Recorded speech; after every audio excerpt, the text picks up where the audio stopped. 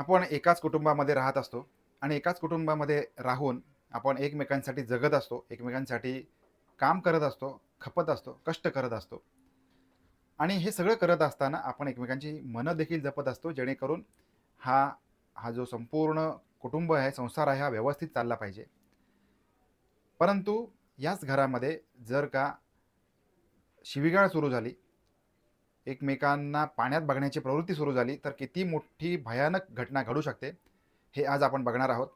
तर आपलं सगळ्यांचं स्वागत आहे कारनाम्याच्या या एका नवीन एपिसोडमध्ये. तर यासाठी आपल्याला जायचं आहे शिरपूर तालुका आणि इथे जो चांदसे भाग आहे, चांदसे गाव असेल, या ठिकाणी आपल्याला जायचं आहे. तर या गावामध्ये एक कुटुंब आहे. या कुटुंबाचे जे प्रमुख आहेत, हे विजय मोतीसिंग भिल असं यांचं नाव आहे आणि यांचं वय आहे 57 वर्षाचं. आणि हे जे गृहस्थ आहेत, यांना एक मुलगा आहे आणि यांना एक सून देखील आहे. मुलाचं नाव आहे गजेंद्र भिल आणि याचं वय आहे 25 वर्ष. आणि या मुलाची जी पत्नी आहे, म्हणजे हे जे विजय मोतीसिंग भिल, वय वर्ष 57, यांच्या सूनबाई यांचं नाव आहे भारतीबाई भिल. आणि हा जो संपूर्ण परिवार आहे, हा मोलमजुरी करून जगणारा परिवार आहे. सकाळी उठायचं, घरचं आवरायचं, त्याच्यानंतर बाहेर कुठे काम मिळतंय त्या ठिकाणी जायचं, दिवसभर काम करायचं, काबाड कष्ट करायचे, घरी यायचं, सुखाची भाकरी खायची आणि झोपायचं. असा हा यांचा दिनचर्या होती.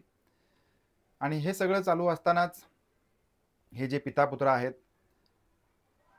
यांना दोघांनाही दारूचे व्यसन होतं, दारूचे व्यसन जडलेलं होतं. याच्यातून मग यांच्या घरामध्ये वाद व्हायचे आणि हे यांचं सततचं चालू होतं.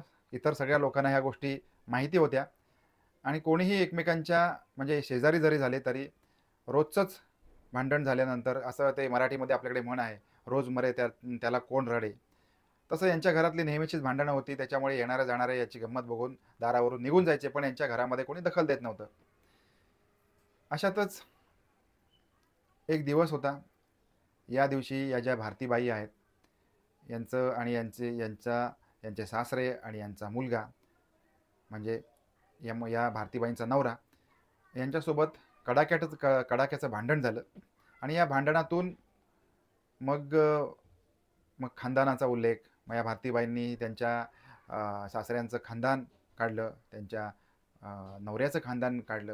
आता खानदान काढणे म्हणजे काय, मराठीमध्ये आपण अपशब्द वापरणे आणि मागच्या पिढ्यांचा उद्धार करणे, असा असा सुद्धा याचा अर्थ होतो. तर आणि जेव्हा ज्या वेळेला अशा इथपर्यंत गोष्टी जातात, त्यावेळेला मग समोरच्याचा राग अनावर झालेला असतो, भयानक राग आलेला असतो. अशा या भयानक परिस्थितीमध्ये हे जे विजय मोतीसिंग भिल यांना खूप राग आला आणि या रागापोटी त्यांनी तिथे जे काही त्यांना हाताला सापडेल ते उचललं आणि त्यांनी त्यांच्या त्या सुनेचा गळा आवळायला सुरुवात केली. आणि हे सगळं करताना त्यांचा जो मुलगा आहे गजेंद्र भिल यांनी सुद्धा त्यांना साथ दिलेली होती. काय असतं, ज्यावेळेला आपण दारूच्या अंमलाखाली असाल, तर आपण काय करतोय, त्याच्यामध्ये आलेला राग याचं भान राहत नाही. आणि हे भान न राहिल्यामुळे यांनी इतक्या जोरात आणि इतका वेळ गळा आवळला, की या ज्या भारतीबाई आहेत, या त्या ठिकाणी गतप्राण झाल्या. आणि हे सगळं होत असताना तिथे बघायला कोणी नव्हतं आणि या ठिकाणी ह्या गतप्राण झाल्या. ज्यावेळेला यांची पूर्ण हालचाल थांबली, त्यावेळेला यांचे डोळे उघडले, की आणि आपण काय करून बसलो. काही वेळ यांना समजेना काय करावं. पण हे जे विजय मोतीसिंग भिल या महिलेचा सासरा आहे, यांनी तडक उठून पोलीस स्टेशन गाठलेलं आहे. शिरपूर तालुका पोलीस स्टेशनमध्ये यांनी वर्दी दिलेली आहे, की माझ्या हातून असा-असा खून झालेला आहे, माझ्या सुनेचा खून झालेला आहे. आणि हे सगळं होतं हे यांनी पोलिसांना सांगितलेलं आहे. त्याच्यावर यांच्या जबाबावर त्यांनी त्यांच्या मुलाला देखील पोलिसांनी त्याच्या मुलाला गजेंद्र भिल, वय वर्ष 25, याला देखील ताब्यात घेतलेलं आहे आणि पुढील तपास देखील चालू आहे. किती भयानक घटना. घटनेचं कारण आता मी तुम्हाला सांगणार आहे, की दारू पिण्यासाठी म्हणून हे जे 2 व्यक्ती आहेत, 2 इसम, सासरा आणि त्यांचा मुलगा, हे मजुरी करत होती. त्यांची जी सून भारतीबाई, हिच्याकडून सतत ते दारू पिण्यासाठी तिच्या कष्टाची मजुरी मागत होते आणि याच्यामुळे यांची सततची भांडणं होत होती. त्या दिवशी भांडण विकोपाला गेलं. एवढी छोटीशी गोष्ट होती, पण या छोट्याशा गोष्टीमुळे या ही जी यांची सून आहे, या सुनेचा जीव गेलेला आहे मजुरीचे पैसे न दिल्यामुळे. आता याच्यातून आपण काय शिकायचं आहे? तर प्रत्येक माणूस हा त्याच्या उदरनिर्वाहासाठी कमवत असतो आणि हे कमवताना त्याच्यामध्ये त्याचे कष्ट लागलेले असतात आणि हे कष्ट लागलेले असतात, तर निश्चितच त्याच्या सुखसुविधांचा देखील तो विचार करत असणार, की हे पैसे मी कशाप्रकारे कुठे खर्च करेन, याचा देखील हा विचार त्या व्यक्तीच्या मार्फत होत असतो. आणि जर का आपले कमवलेले कष्टाचे पैसे जर का अशा चुकीच्या कारणासाठी जर का ह्याचा वापर होत असेल, तर हे निश्चित भयानक आहे आणि हे समोरच्या माणसाला पटकन सहज होत नाही. एखाद 2 वेळेसाठी गरजेपोटी आपल्याला कोणी मदत करू शकतं.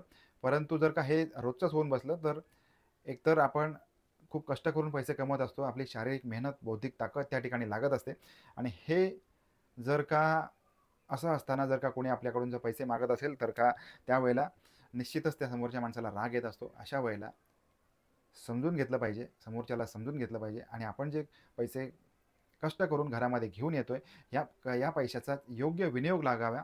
आपल्या घरामध्ये कमी अधिक असलेल्या वस्तूंची त्यातून खरेदी व्हावी आणि आपली मुलं-बाळं असतील, आपल्या घरातली नातेवाईक असतील, यांना समजा आपण आपण खाण्यापिण्यासाठी, चांगल्या गोष्टींसाठी, कपड्या-लत्त्यांसाठी या गोष्टींचा खर्च होत असेल, तर निश्चितच ही गोष्ट चांगली आहे आणि सगळ्यांना उपयोगात पडणारी आहे. परंतु समोरच्याचा कष्टाचे पैसे आपण अशा चुकीच्या मार्गाला लावत असू, तर अशामध्ये ही दुर्घटना होऊ शकते आणि याच्यातून कोणाचा तरी जीव जाऊ शकतो. याच्यामध्ये कोणाचंच भलं होत नाही. आता हे 2 व्यक्ती जेलमध्ये गेलेले आहेत. त्यांच्या सूनबाईचा खून झालेला आहे आणि खून झाल्यानंतर त्यांच्या आईने याची रीतसर तक्रार पोलीस स्टेशनमध्ये दाखल करून आता हे प्रकरण न्यायप्रविष्ट आहे. लवकरच याचा निकाल देखील लागेल आणि यांना आरोपींना शिक्षा देखील होईल. याच्यातून आपण हे शिकायचं आहे, की आपण कमवून आणलेल्या पैशाचा योग्य विनियोग व्हावा, याच्या संदर्भात बचत व्हावी. तर भेटूया पुन्हा कारनाम्याच्या एका नवीन क्राईम थ्रिलर स्टोरीमध्ये. तोपर्यंत आपापली काळजी घेत राहा.